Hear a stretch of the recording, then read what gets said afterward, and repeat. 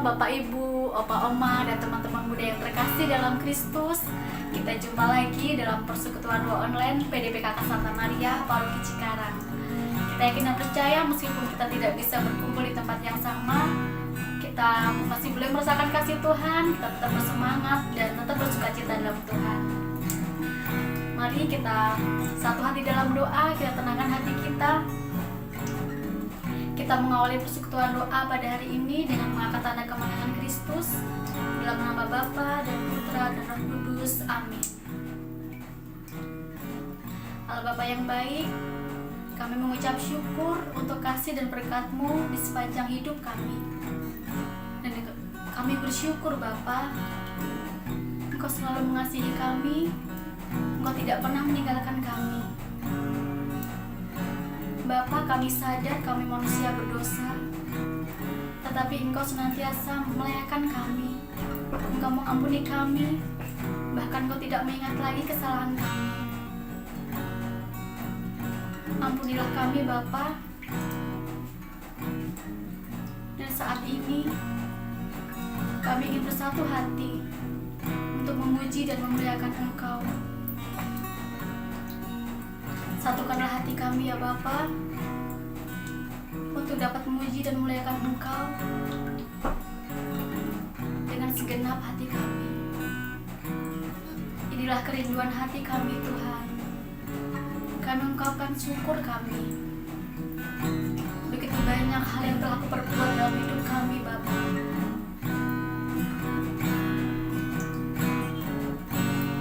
Banyak yang Kau perbuat di dalam hidupku.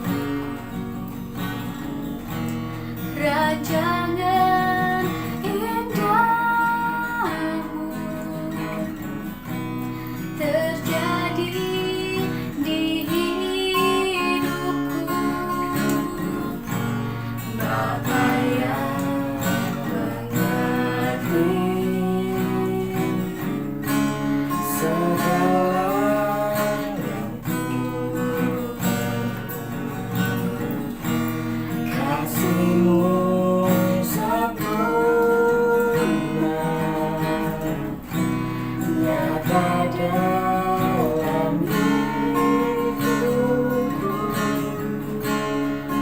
Ku bersyukur Bapa,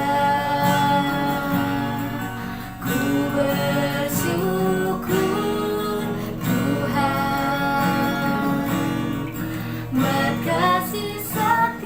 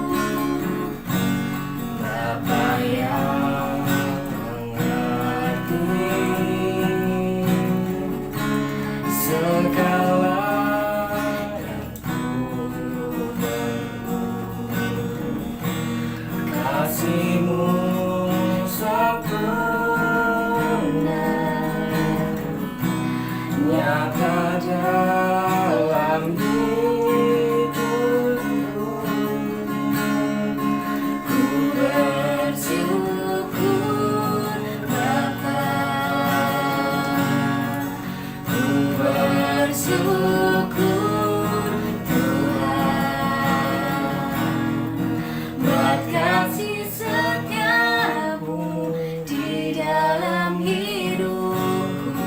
Ku bersyukur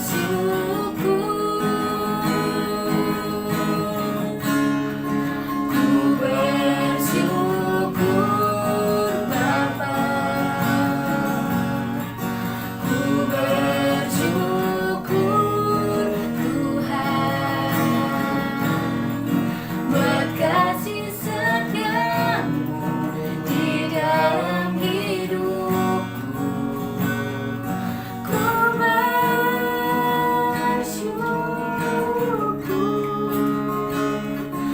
Tuhan. Ku bersyukur Bapa, ku bersyukur Tuhan buat kasih setiamu di dalam hidupku. Ku bersyukur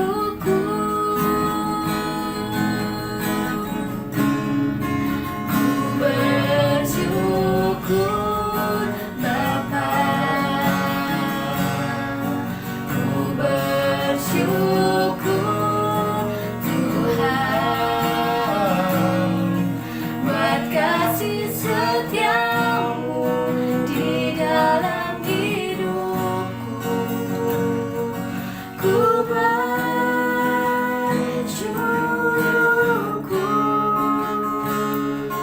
Tuhan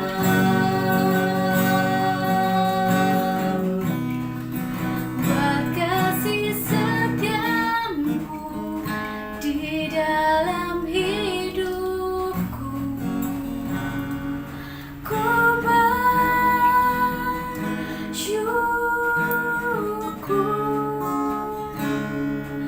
Tuhan.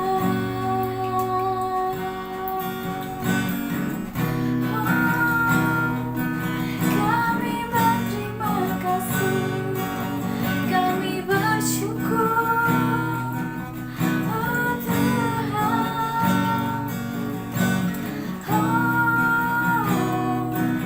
Terima kasih Tuhan, kami bersyukur Kau baik.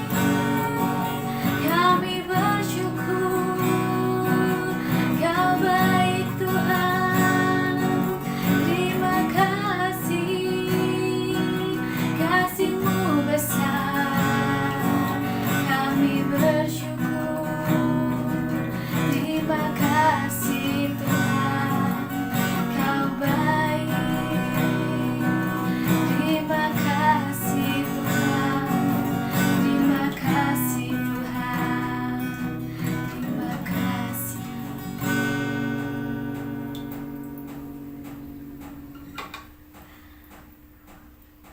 Benar Tuhan, Kau yang sangat baik. Kami bersyukur atas kebaikan-Mu dalam hidup kami. Saat ini Bapa, kami ingin lebih dekat dengan Engkau. Kami ingin lebih lagi masuk dalam hadirat-Mu. Karena hanya dalam hadirat-Mu Tuhan, kami beroleh kekuatan. Hanya dalam hadirat-Mu Tuhan, kami merasakan kemenangan. Inilah hati kami Tuhan, yang selalu rindu untuk menyembah-Mu.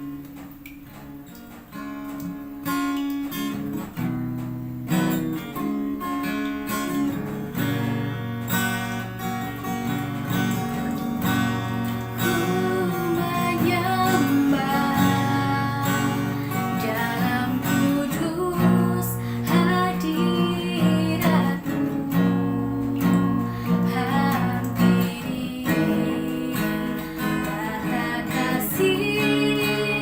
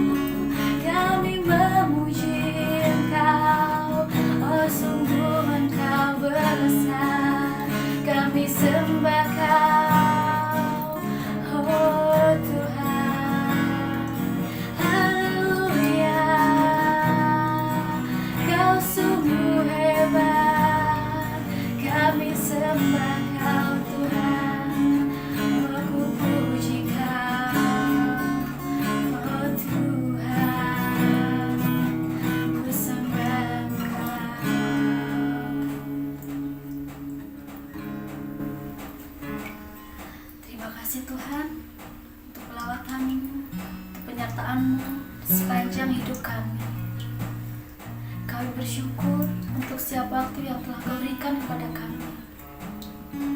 Dan sebentar lagi Tuhan, kami akan mendengarkan firman-Mu. Kiranya firman-Mu menjadi rema dalam hidup kami. Kiranya firman-Mu boleh tumbuh dan berbuah dalam hati kami dan dalam kehidupan kami. Terima kasih Tuhan. Hanya Engkau-lah Tuhan yang senantiasa kami puji, kami sembah. Terpujilah Engkau Tuhan, kini dan sepanjang masa. Amin.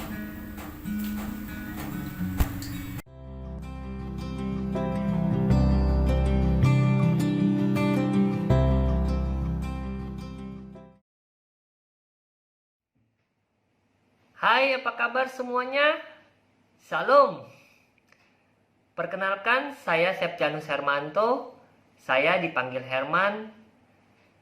Saya akan membawakan tema BKSN 4 yang bertema Menjadi Saudara dalam Penderitaan.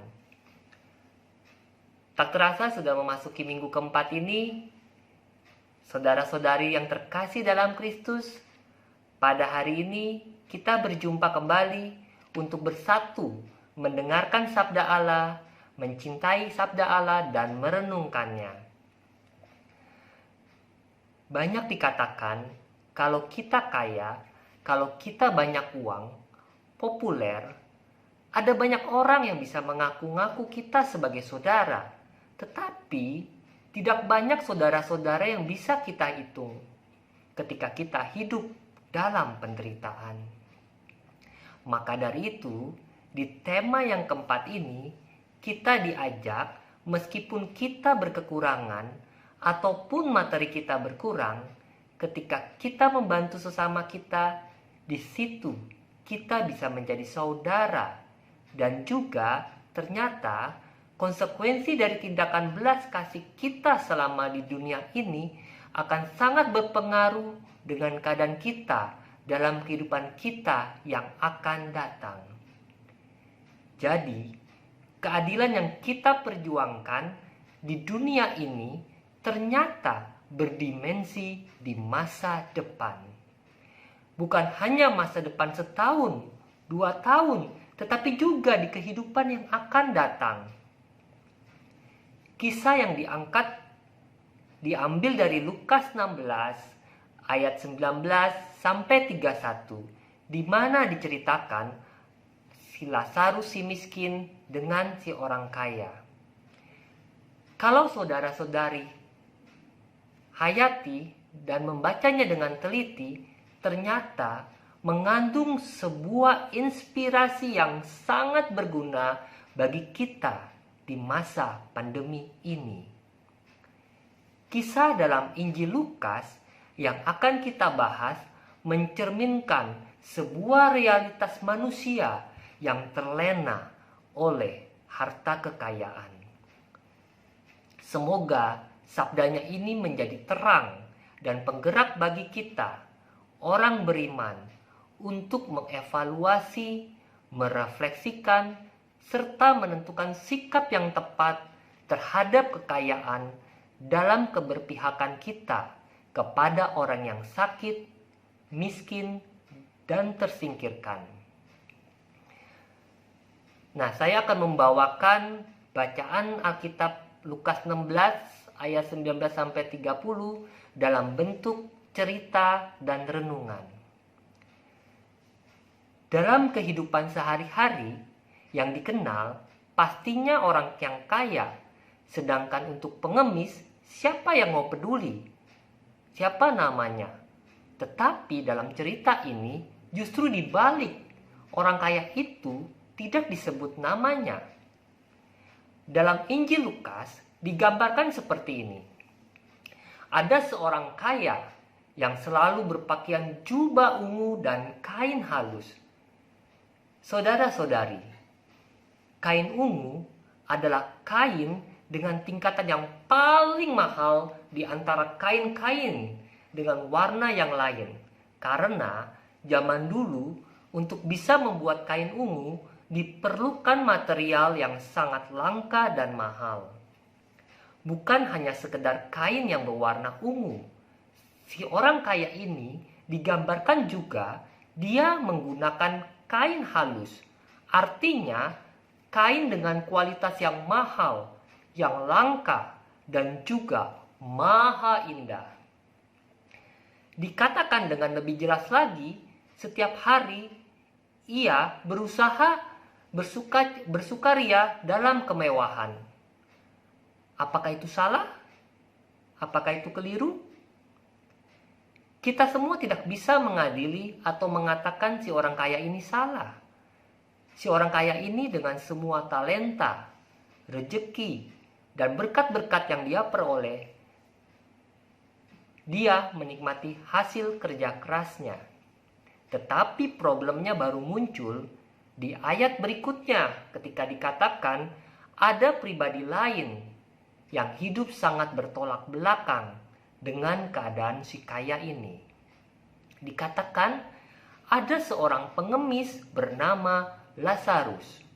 Badannya penuh dengan borok, berbaring dekat pintu rumah orang kaya itu, dan ia ingin menghilangkan laparnya dengan apa yang jatuh dari meja orang kaya itu. Malahan anjing-anjing datang dan menjilati boroknya. Orang kaya dan Lazarus tinggal sangat berdekatan, hanya dipisahkan oleh satu pintu rumah, tetapi kehidupan mereka sangat-sangat berbeda. Jarak yang begitu dekat itu ternyata tidak membuat si kaya mau peduli dengan Lazarus yang hidup sangat-sangat menderita karena kemiskinannya, kemudian juga bergulat dengan borok dan kelaparan. Diceritakan bahwa Lazarus berbaring di dekat pintu orang kaya dan makan apa yang jatuh dari meja si orang kaya. Lazarus hanya makan sampah atau apa yang terbuang dari makanan si orang kaya.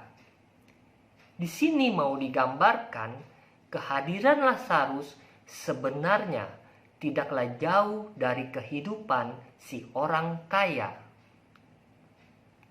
Realita kemiskinan hadir secara mencolok, bahkan sangat dekat dalam kehidupan si orang kaya. Tetapi si miskin ini tidak pernah dianggap ada, malah dianggap sampah dan diperlakukan selayaknya binatang. Kita belajar dari hal ini, ketidakpedulian terhadap sesama, terutama sesama yang berkekurangan, adalah wujud dari ketidakpedulian terhadap Allah. Dalam kisah yang disampaikan Kristus, orang kaya itu sama sekali tidak peduli dengan penderitaan Lazarus yang ada di dekatnya.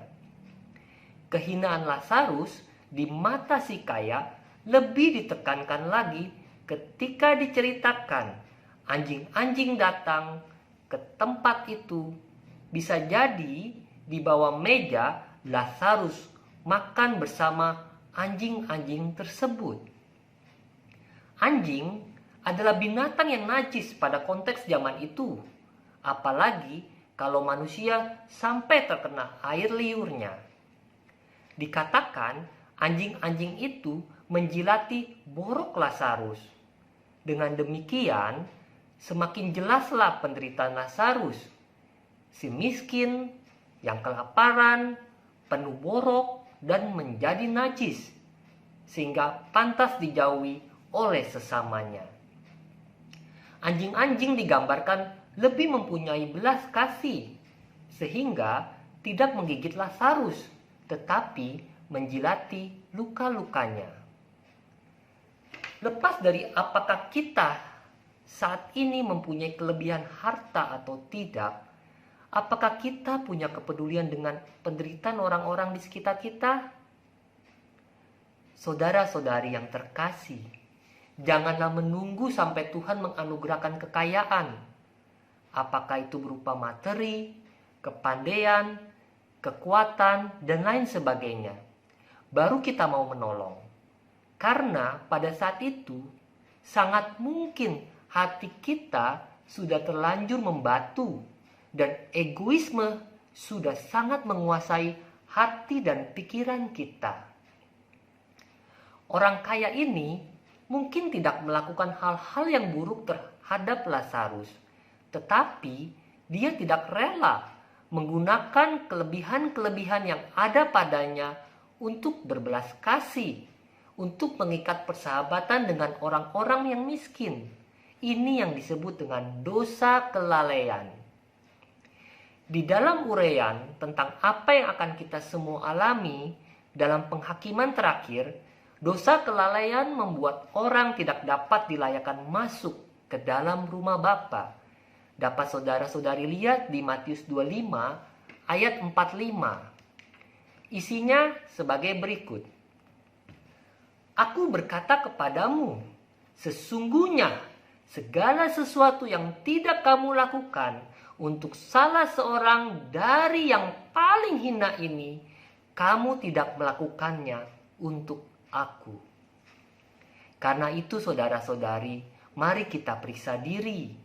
Apa yang kita lakukan terhadap orang-orang yang lebih lemah, khususnya orang-orang yang ada di dekat kita, yang sedang membutuhkan pertolongan. Lazarus pada saat ini dapat berupa orang-orang yang bekerja bersama kita di kantor, seperti office boy, pesuruh, driver, dan lain sebagainya.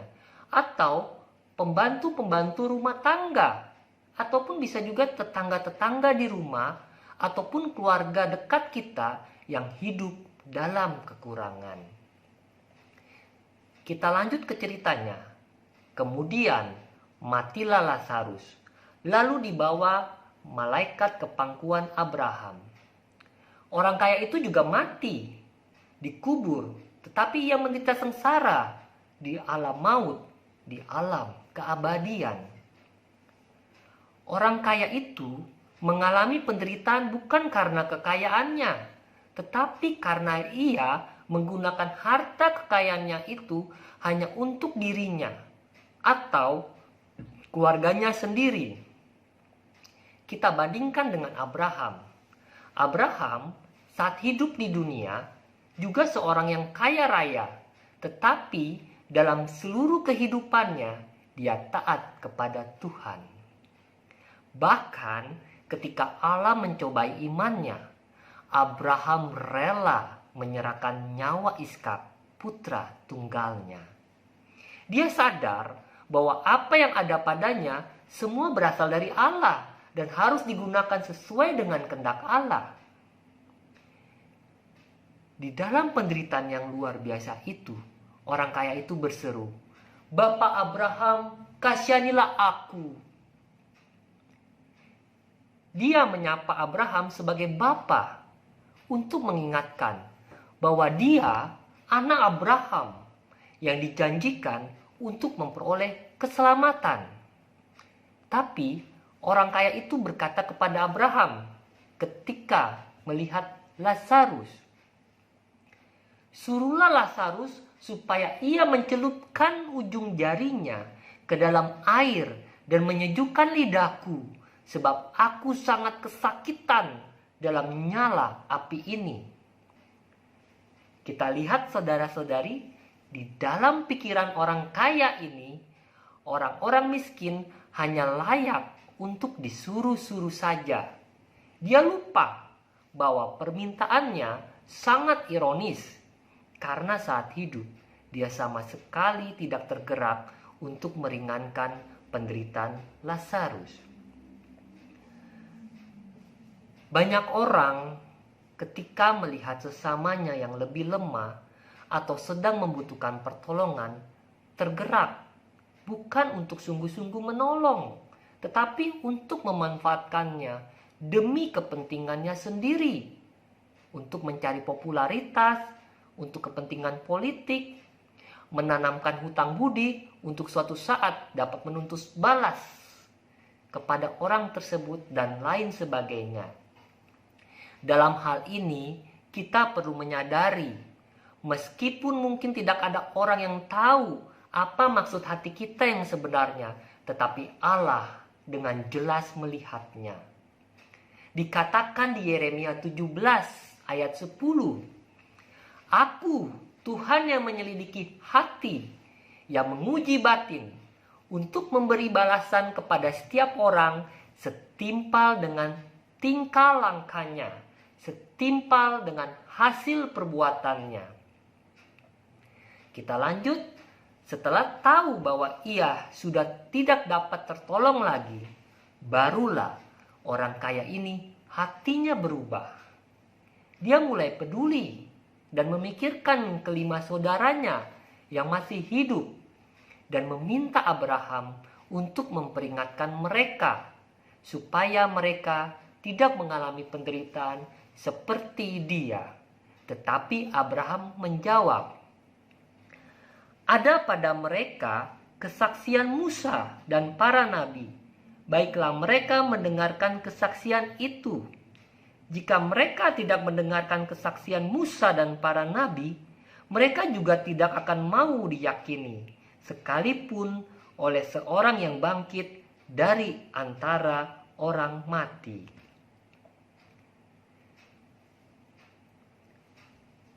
Musa meletakkan dasar kehidupan bagi orang Israel sebagaimana yang tertulis dalam kelima kitab Musa yang kita sebut sebagai kitab Taurat.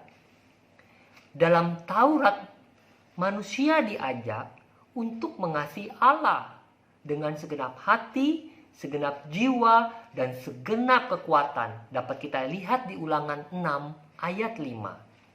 Tetapi bukan berhenti sampai di situ saja, melainkan manusia juga diajak untuk mengasihi sesama manusia seperti dirinya sendiri. Bisa dilihat di Imamat 19 ayat 18. Kedua perintah itu kemudian disatukan oleh Tuhan Yesus ketika menjawab pertanyaan ahli Taurat tentang hukum yang terutama dalam hukum Taurat. Di Matius 22 ayat 34 sampai 40.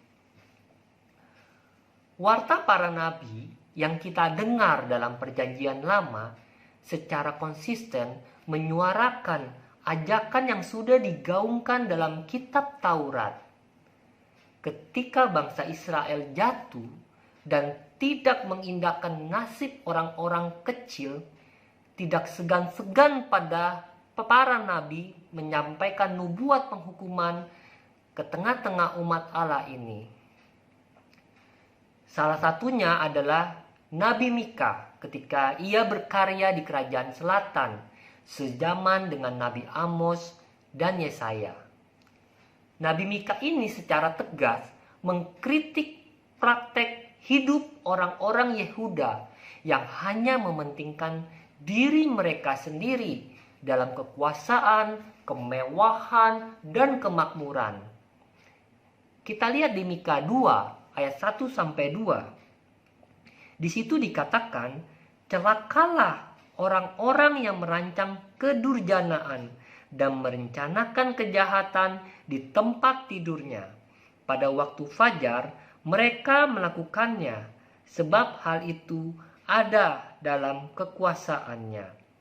Bila menginginkan ladang, mereka merampasnya. Bila menginginkan rumah, mereka menyerobotnya. Mereka menindas orang bersama isi rumahnya dan manusia bersama milik warisannya.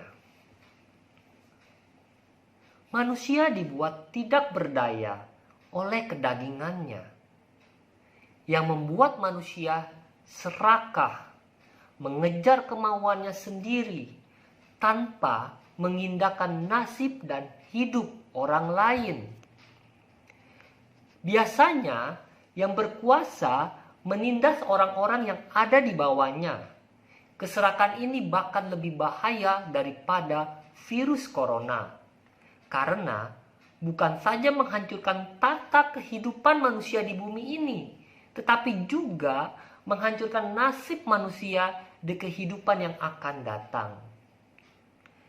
Keserakahan, haus akan uang, dan materi bisa meracuni kasih dan pelayanan yang menjadi identitas umat beriman Kristiani. Tokoh orang kaya dalam perumpamaan Lukas 16 ini tidak hanya dituntut untuk berbelas kasih kepada Lazarus si miskin. Dalam kemewahan yang dimilikinya, orang kaya ini sebenarnya juga diajak untuk berlaku adil, menjadi saudara, berbela rasa, sebagaimana Bapa di surga adil dengan segala rahmat dan kebaikannya. Kalau kita percaya kepada Kristus, konsekuensinya adalah kita mau percaya dengan semua yang Dia ajarkan, mau melakukan semua yang Dia kehendaki, termasuk ajaran-ajarannya tentang bagaimana harus memperlakukan segala kelebihan yang dipercayakan Tuhan kepada kita. Kalau kita mau melakukannya, kalau kita tidak mau melakukannya, sekalipun dengan lidah, bibir kita mengatakan percaya kepada Kristus, kita tetap tidak akan memperoleh keselamatan. Kita sering bersyukur kalau di dalam kesulitan ada orang atau teman yang tergerak menolong.